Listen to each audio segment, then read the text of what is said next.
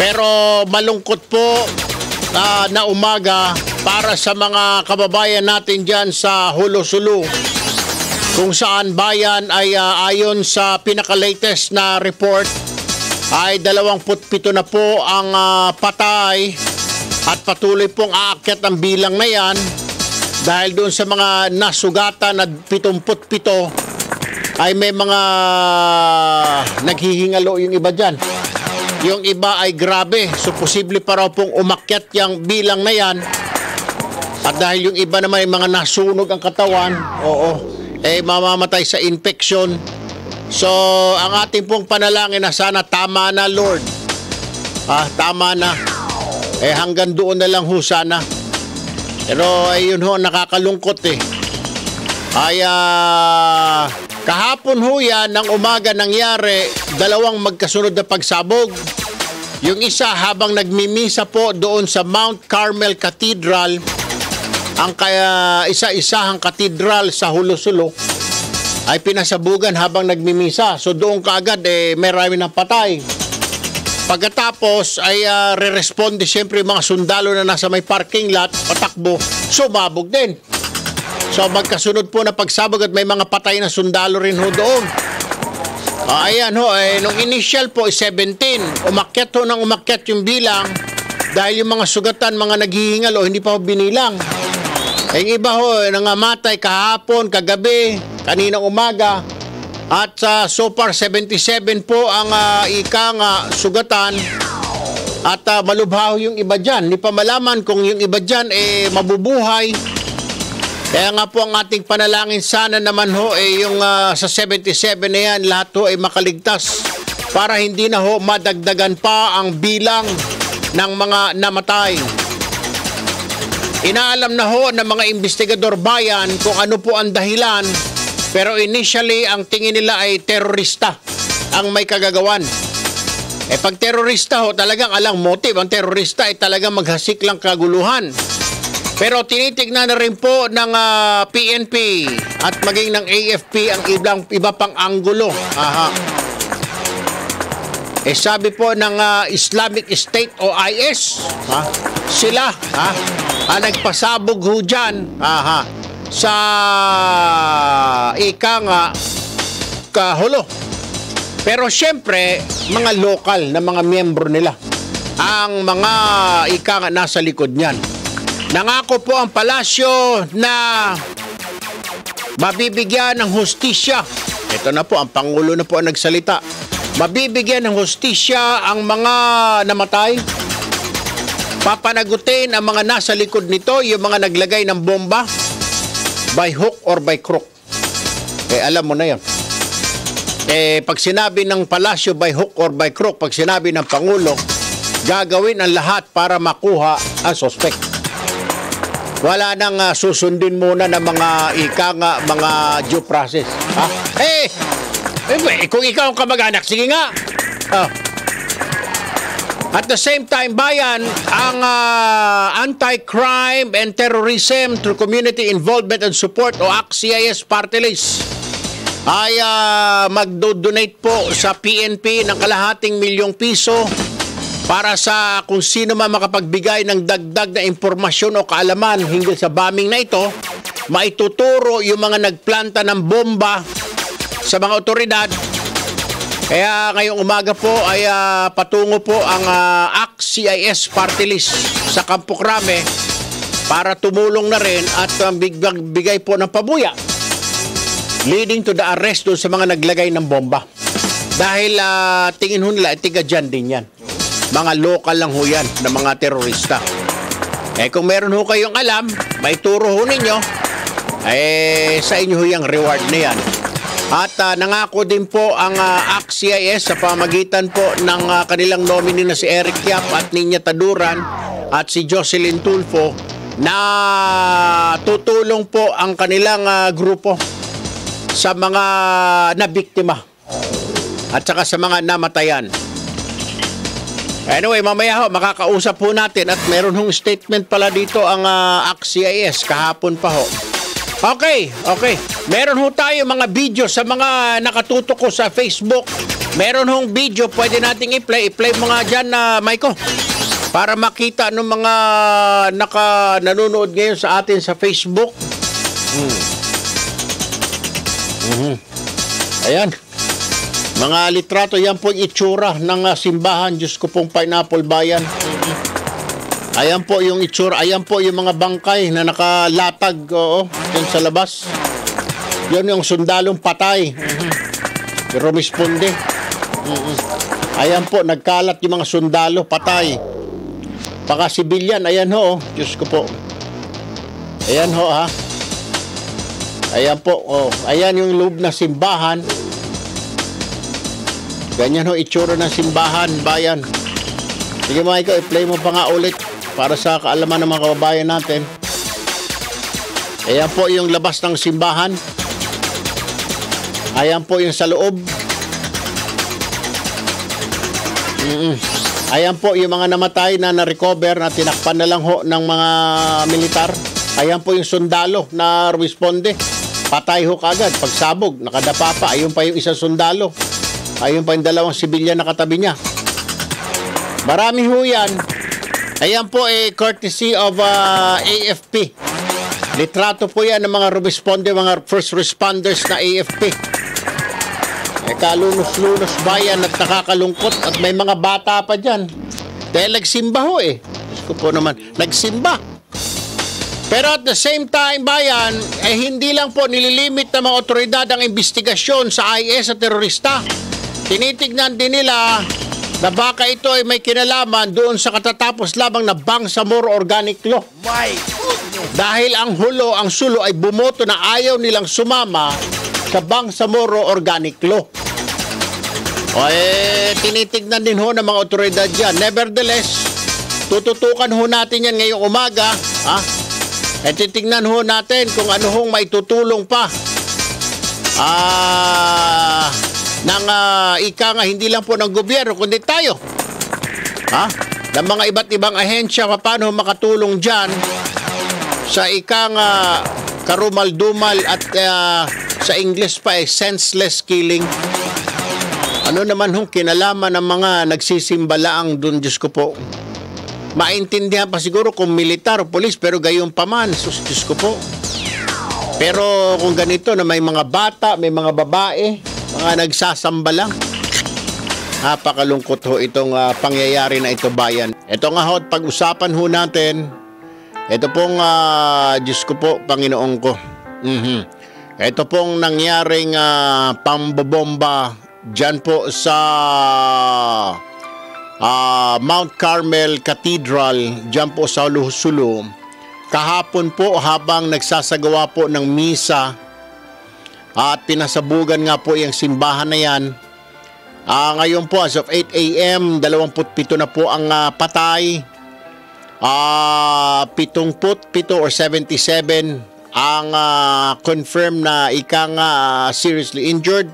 At maaring mag-akyat pa o makyat pa ang bilang na yan as the day goes on, dahil yung mga iba dyan ho, yung iba mga seriously injured, naghihingalo ho. Yung iba may mga sunog ang katawan. Kaya nga ho, ang ating pong hinihingi ho natin, ang panalangin ho ng lahat, na sana ho hindi na po umakyat ang bilang ng mga patay, kundi hanggang dyan na lang ho sana. At sana rin ho, kung kayo ho mga nakatagahulo at nakatutok ko dito sa ating programa, kung meron ho kayong alam, kung sino po yung mga nagplanta ng bomba dyan, kung sinong demonyo yan, baka pwede ho itimbre ho ninyo sa mga otoridad. With that, kanina po kausap ko po ang mga tiga ACT-CIS Party List, Anti-Crime and Terrorism through Community Involvement and Support. Sina Eric Yap ang nominee, sila Nina Taduran at Mrs. Jocelyn Tulfo ay nag-usap po sila kahapon at they came up with the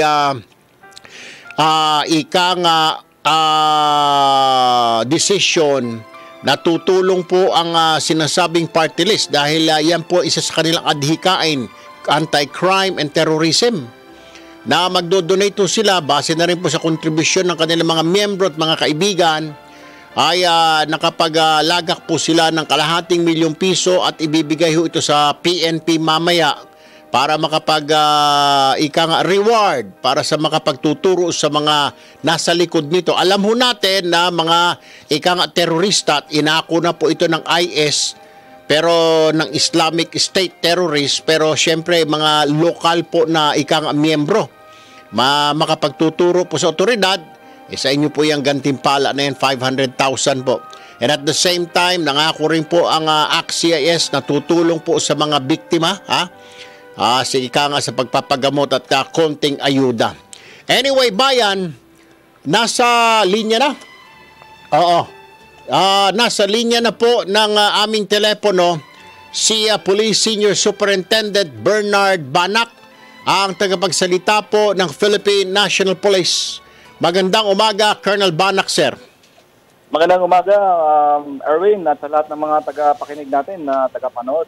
Magandang umaga sa inyo lahat. Opo, una po sa lahat, hingi lang po kami ng update kasi kaninang 8 o'clock, 27 po ang registered dead or fatality, 77 ang injured pa rin at may mga nagsasabi po ng mga impormasyon coming from Mindanao na baka umakyat pa po ang bilang ng fatalities kasi mga injuries baka madagdagan dahil mga injuries baka yung iba po very serious ang kalagayan, Colonel Banak, sir.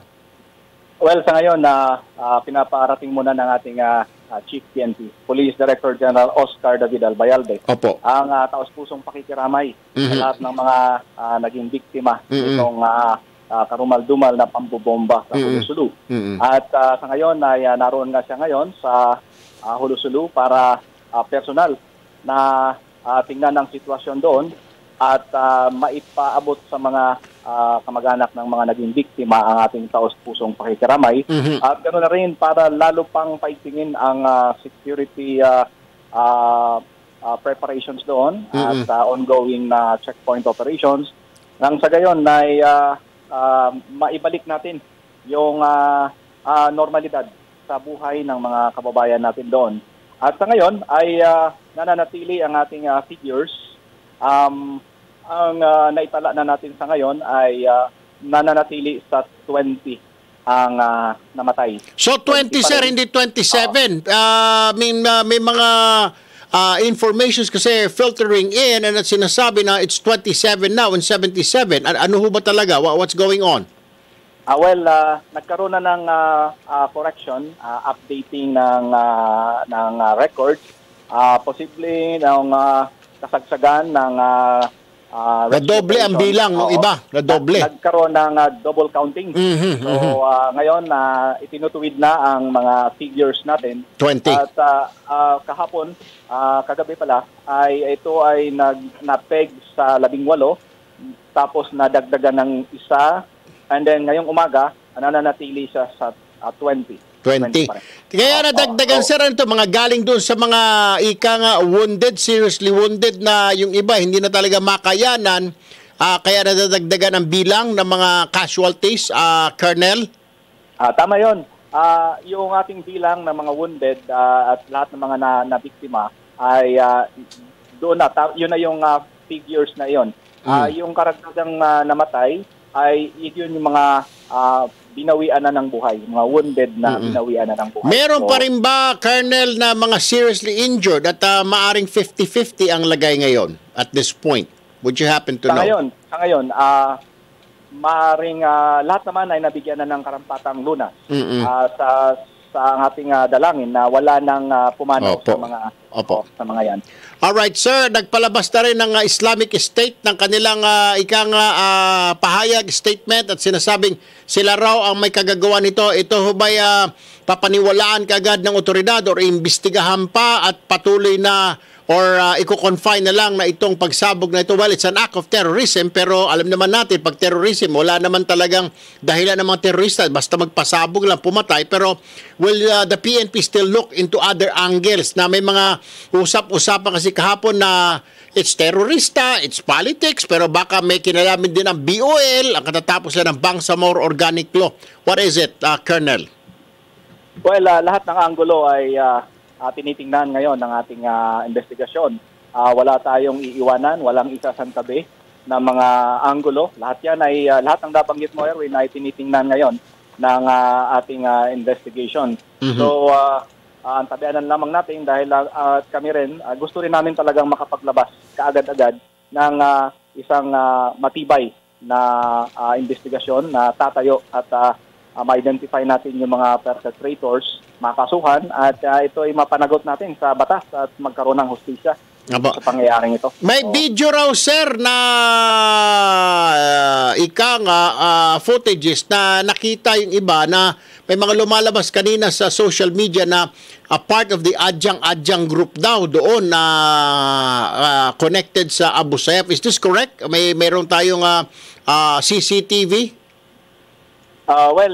Kasama yan sa tinitingnan natin ngayon ang pagkalap ng mga lahat ng available na mga CCTV footages, witnesses na makakatulong.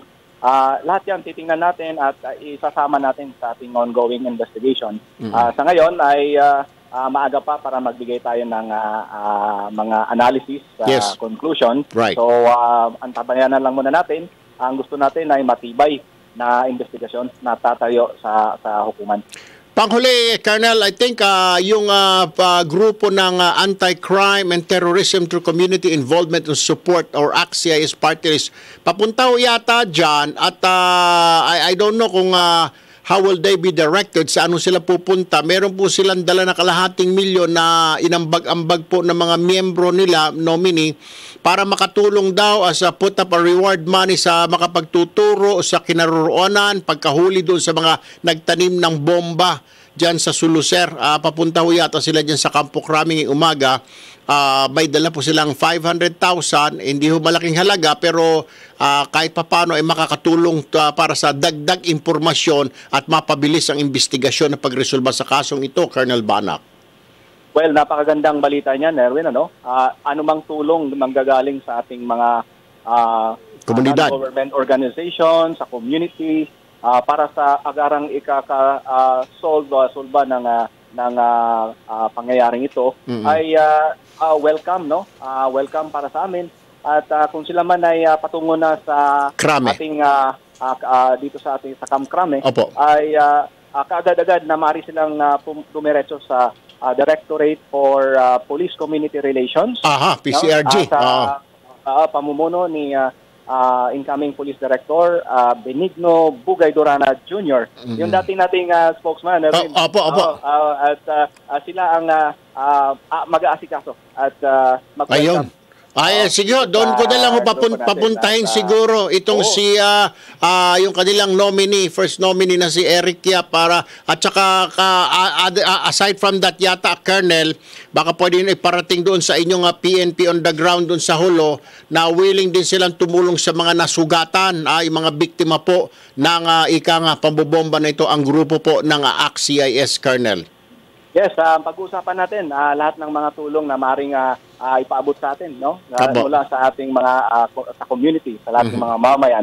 Kaya ang aming taus-pusong pasasalamat sa lahat ng mga gustong tumulong at tutulong pa, lalo na 'yon sa mga foreign governments, ano? Mga lalo na si Pope Francis, no? Na nagbigay na siya ng kanyang statement ng condolences, ang European Union. Lahat sila ay nagpapasalamat tayo sa kanilang panalangin at para sa ating lahat na dito sa mga naging biktima ng pangyayaring ito. Alright, Colonel Bernard Banak, ang tagapagsalita po ng Philippine National. Sir, maraming salamat po. Magandang umaga. Good luck po sa agarang pagresolba sa problemang ito. Thank you and good morning. Maraming salamat po. Bye-bye. Alright, bayan. Ayan po si Colonel Banak, ang tagapagsalita po ng Philippine National Police. Nasa linya rin po ng aming telepono si dating Governor Abdu Sakurtan ng Sulu Province. Magandang umaga, Governor Sakurtan, sir. Magandang umaga, Erwin. Paano ho ito, sir? At I know, lahat po tayo nagulantang maging kayo dyan, hindi inaasahan.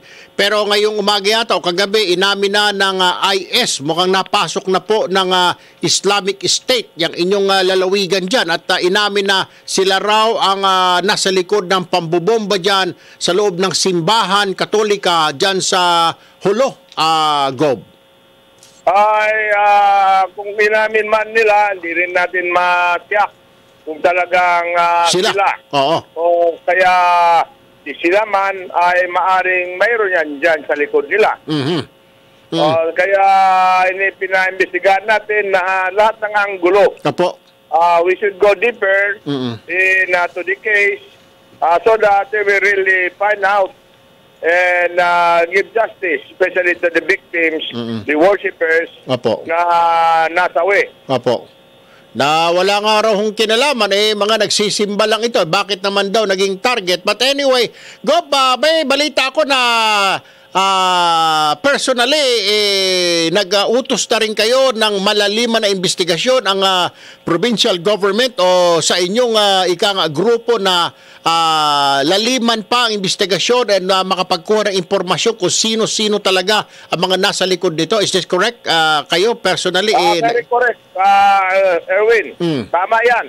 At kailangan maanuhan dahil masamang nagawa nila. Gusto nila paghiwalayin kami ng mga Christian brothers and sisters natin dito. Maraming naiinggit sila dahil maganda ang samahan. Alam mo, yung Erwin, yung father mo was here, si Major Tulpo. Opo. Dito sa amin nakatira. Nung nag-operation siya rito. Opo. At nakita naman natin na kung gaano ka-tolerant. At peaceful coexistence, ika nga sir, peaceful coexistence between Christians and Muslims dyan sa Hulo. Alam ng father mo yan dahil nakatira siya na mix na isang bahay, Christian at saka Muslim. Isang bahay.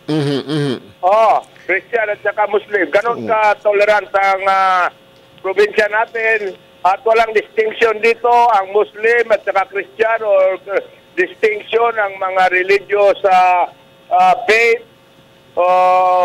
ang dito. So, ang tingin ninyo, ang tingin ninyo, Gob, huwag limitahan ang investigasyon sa terorismo, kundi lawakan pa ng mga otoridad kasi may pakiramdam ba kayo na hindi lang ito confined sa terorismo? Dahil alam natin terorismo, mga terorista, tira lang yan. Pero baka may mga ibang dahilan pa kaya? Ito ba ang tinitignan na rin ninyo, Gob? Ay, siyempre, lahat ng anggulo, titignan natin. Ang gumagawa ng ganito ay terrorizing na rin the community. Correct. So, maaaring tatakutin natin para magkaiwa-hiwalay. At si alisan, wag naman. At yan ang hiningi natin na tignan. We'll go to the bottom of this incident and provide justice so that justice could be served. Sir, yung meron daw CCTV na identifying na yung mga naglagay ng bomba ay mga miyembro ng Adyang Group na connected daw sa Abu Sayyaf. Ito ba, nakita nyo na ba itong CCTV na ito? Hindi pa natin nakikita pero maaaring medyo mayroon sa daan, medyo malayo-layo lang. Tingnan natin kung ma-identify. Panghuli, Gob, mukhang yung grupo po ng ACT-CIS, yung Anti-Crime and Terrorism through Community Involvement and Support, pupunta yata yung ilang representative nila dyan para alamin kung ano pang mga maitutulong po ng kanilang grupo sa mga sugatan, yung mga survivor, at tutulong ho yata sila. At the same time, papunta ho sila sa Campo Crame para magbigay po ng kalahating milyong pabuya sa makapagtuturo sa mga nagtanim ng bomba dyan sa simbahan, Governor. Maraming salamat sa kanila, sa concern nila, yung tawag lamang na ganyan na nagpapasalamat na kami, lalo pa kung matulungan natin yung mga biktima. Opo. Siguro po makikipag-coordinate sila sa inyo, Governor. Makikipag-coordinate itong ACT-CIS para maiparating kanilang kahit papano ayuda sa mga biktima, Gob. Maraming salamat doon sa kanila sa concern. At kami ay mananawagan sa buong bansa, sa buong mundo Opo. na hindi totoo na mayroon na conflict ng Christian at saka Muslim dito. Iisa lamang kami, mga tausog. Maraming salamat, Governor Abdul Sakurtan. Babalikan po namin kayo from time to time para follow up po sa pangyayaring ito. Again, sir, ang aming pong pakikiramay, pakikidalamhati sa mga kababayan ho ninyo dyan na namatayan at mga nasaktan, Governor Sakurtan. Maraming salamat, Erwin, sa sa pakikiramay. Magandang umaga po, sir. Gandang umaga. Si Governor Abdul Sakurtan Bayan, cambio naman ho tayo. Dito naman tayo kay Colonel Jerry Besana, ang tagapagsalita po ng Western Mindanao Command, base po dyan sa Zamboanga. Magandang umaga, Colonel Besana, sir. Magandang umaga din po sa Erwin at sa lahat po ng tagapakinig. Sir, dalawang magkasunod na pagsabog. Yung una pagsabog, ang target ng mga sibilyan. Yung pangalawa po, yung mga first responders sana natin na mga sundalo. Kaso mo, tinamaan din ho ng bomba.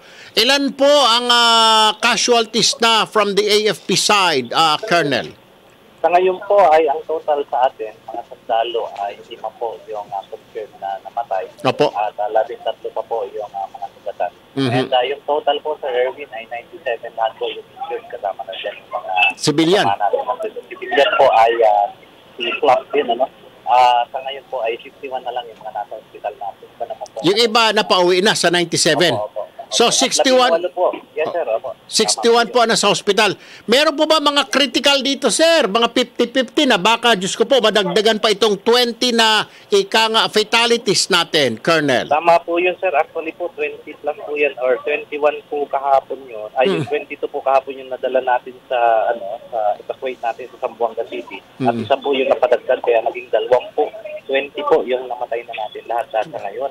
Out of the 20, sir, ay 14 po yung civilian, 5 pong sundalo, at isa po ay galing mga pong kasama natin sa Philippine Coast Guard. May balita ba kayo, sir? O may alam ba kayo na may mga taong simbahan na kasama dyan, pare, o mga sakristan na kasama sa mga namatay?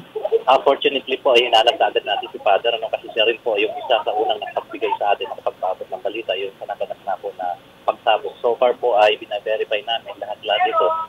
Maniwala po kayo, Sir Erwin, hindi lang po ito yung mga churchgoers natin, kasama rin po dito yung mga kapatid natin na Muslim. Opo. At kasama sa nakita ho natin sa video, sir, yung mga nasa labas, mga katabi pa ng mga sundalo ninyo na nakahiga po doon sa kalsada, na nakita ho natin sa mga litrato na ipinadala ho ninyo, Colonel.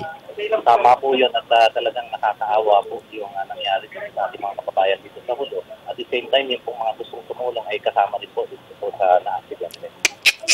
Anyway, so tuloy-tuloy po ba? Ano na hong ginawa? Nagkaroon po ba ng lockdown ngayon ang buong isla ng Sulu, Colonel? Hindi naman po buong isla, but of course, mas heighten po yung or intensified po yung ating ginagawang security na yan. But particularly po sa bayan ng Sulu, ay sadya pong lockdown yan. And until now, ay naghihintay po tayo ng direktiba as to gaano pa katagal mangyayari ito. But of course, we're trying our best po na ma-normalize kaagad ang sitwasyon dito dahil alam naman natin, malaki po ang epekto nito sa pamumuhay ng mga peace-loving communities po, mga kababayan natin dito sa Hulo. Hindi naman po kasi ito sadyang natural or normal dito po sa Hulo. Marami po dito ang mas gusto at talaga ay tahimik na buhay. Nagkataon lang po talaga na may mga peace spoilers po tayo dito at mga terroristang grupo.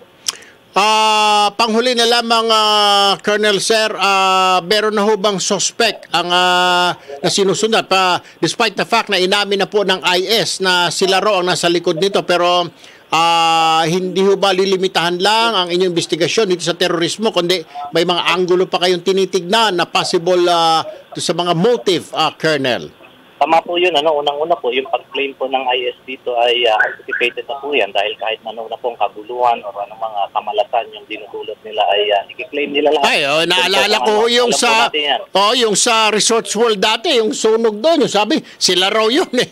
Yung pala, isang sugaron lang yung may kagagawa, pero inamin kaagad nila.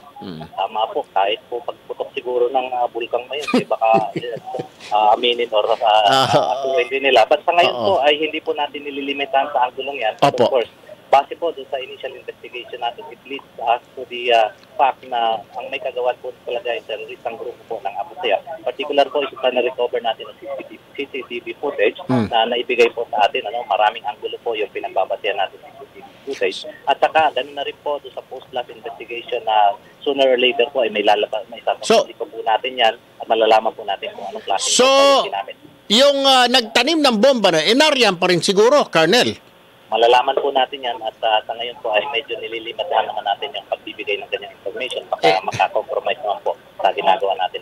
Anyway, para sir, po talagang madalas sa justice itong may kagagawan. Kanina ho ay nagpalabas ng statement itong ACT-CIS, yung Anti-Crime and Terrorism through Community Involvement and Support Party List na maglalaan po sila. As a matter of fact, on the way po sila ngayon sa PNP headquarters para ibigay po yung kanilang konting cash assistance or reward money na 500,000 para sa makapagtuturo sa identity ng mga naglagay ng bomba at mga nasa likod po nitong pagsabog na ito, Colonel. And then at the same time, natutulong po yata, may representative silang pupunta within the week para matulungan yung mga survivors, ika nga, Colonel. Tama po yan. Unang-una pong talagang binigyan din sa atin ng ating leadership sa armed forces ay matutukan po yung mga pangangailangang medical. Ito pong mga naging biktima. Unang-una sa trauma counseling, malaki po talaga yung nakikita natin na problema. Now, secondly po, maraming nagpapasalamat po kami sa mga tulong na may papabot, especially sa pagtukoy po kung sino man ito talagang may mga kagagawa nito. Kaya nga po lagi ito na yung pinapanawagan. Hindi po kakayanin ng sundalo lang at ng PNP itong pag-solve sa mga security problems natin. Pagkus po ay mas importante at talagang susi dito yung pagkakaisa at pagtutulungan kasama na po yung lahat ng stakeholders dahil sila rin po talaga mag-babantay sa bawat community. Yan na nga ho. Sir Erwin. Okay. Alright. Sir, maraming salamat, Colonel Jerry Bisana ng West Minco. Magandang umaga po. Maraming salamat din po, more power.